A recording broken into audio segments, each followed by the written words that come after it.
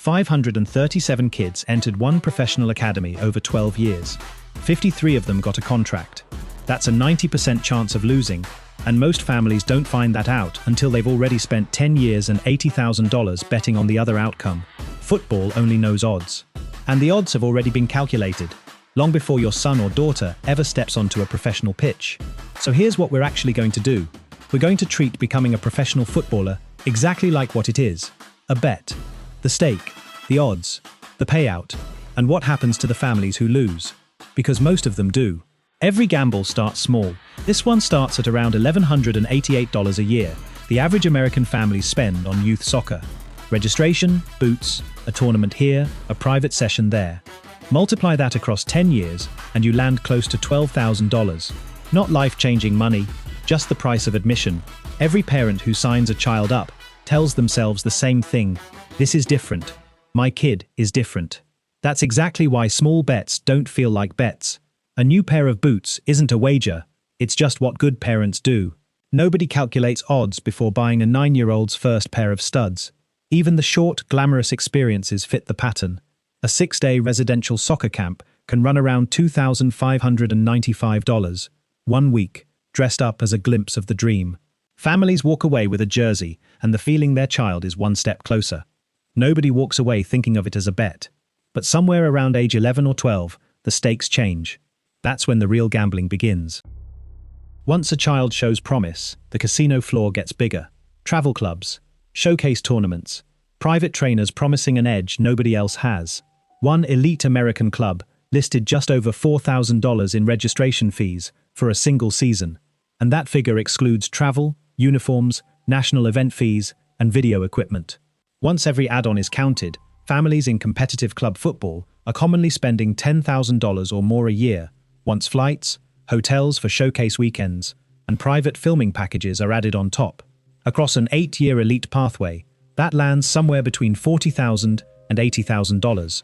That's not a stake anymore. That's a mortgage. Some families go further still.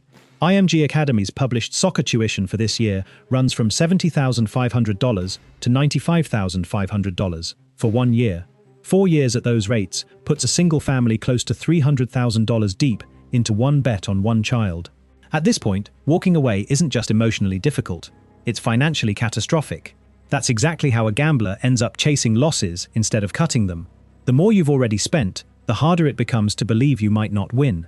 Every one of those purchases is sold the same way, not as a cost, as a necessity. Nobody selling them is required to mention the 90%. But the house doesn't always want your money. Sometimes it hands the dream out for free. Here's the detail that breaks the entire logic of the bet. The families spending the most are often furthest from the actual prize. Premier League academy players and their parents don't personally pay the compensation fees tied to academy development. Those costs move between clubs, not out of a family's bank account. MLS Next now requires every participating club to provide at least one fully funded scholarship place.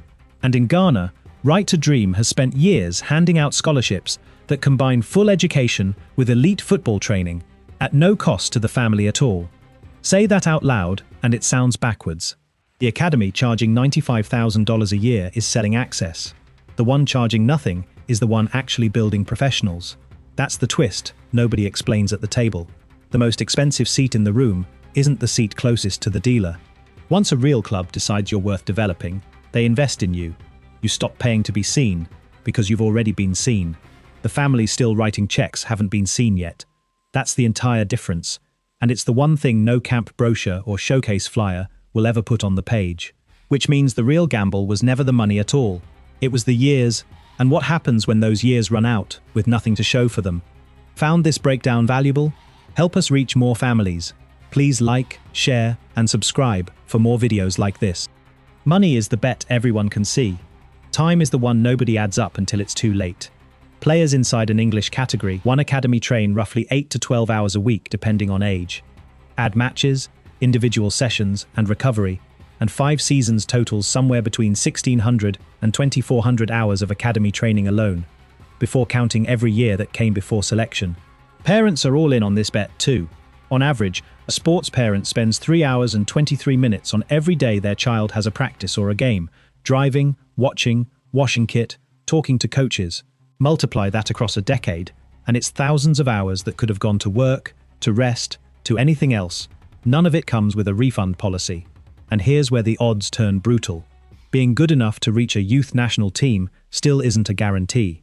Only around 15% of under-17 internationals eventually make their senior team, rising to roughly 25% at under-19 and around 40% at under-21. Even the players good enough to represent their country as teenagers mostly don't make it all the way through. And talent was never the only variable working against them. Every casino has a house edge, a mechanism that favors the house no matter how good you are. In football, that mechanism is injury. A recent study of academy-level players recorded just over 3.5 injuries for every 1,000 hours of exposure, with absences of 8 to 28 days the most common outcome. One squad of 25 players lost a combined 459 days to injury in a single season.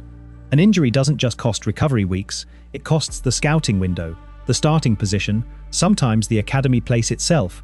During exactly the season, a club decides who stays and who goes. You cannot buy insurance against it. A torn ligament doesn't check how much your family already spent. And when the release finally comes, for injury, for timing, for nothing you could have controlled, researchers who study released academy players describe something closer to grief. A sudden loss of identity, routine, friendships, and a future that felt certain right up until the day it wasn't. The house collects either way.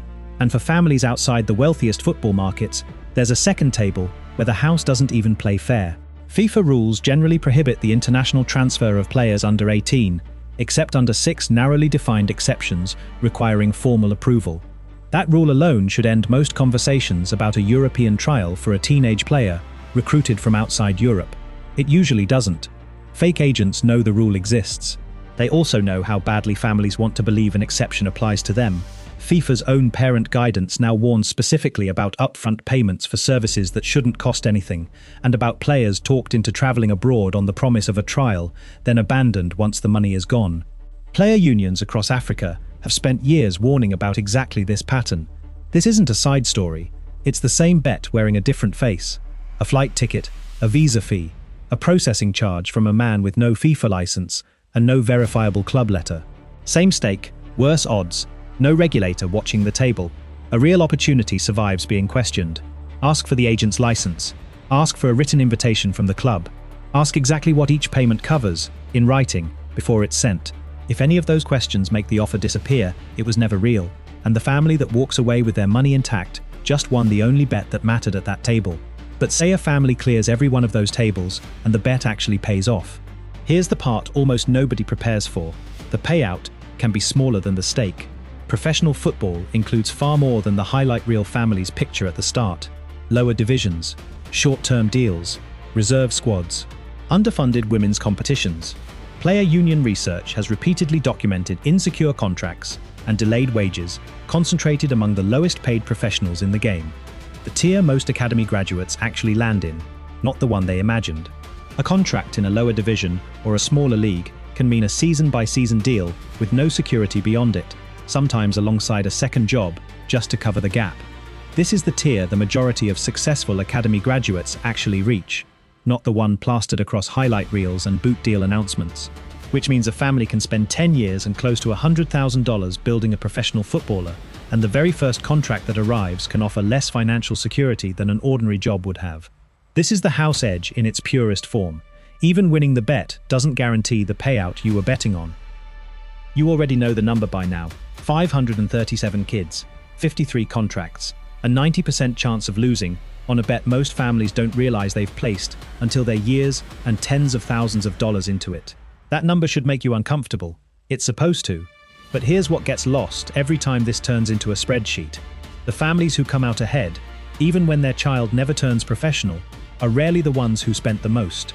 They're the ones who picked qualified coaching over expensive branding, who kept education running alongside training rather than abandoning it, and who never let one child's football career consume every hour and every dollar the family had. The smartest bet in football was never the biggest one. It's the one you could still walk away from and still call a win. That's the difference between gambling and investing. A gambler needs the outcome to justify the stake. An investor builds something worth having, whichever way the outcome lands. If this helped you see the game differently, hit like, share this with a fellow parent, and subscribe to stay informed on the business of football.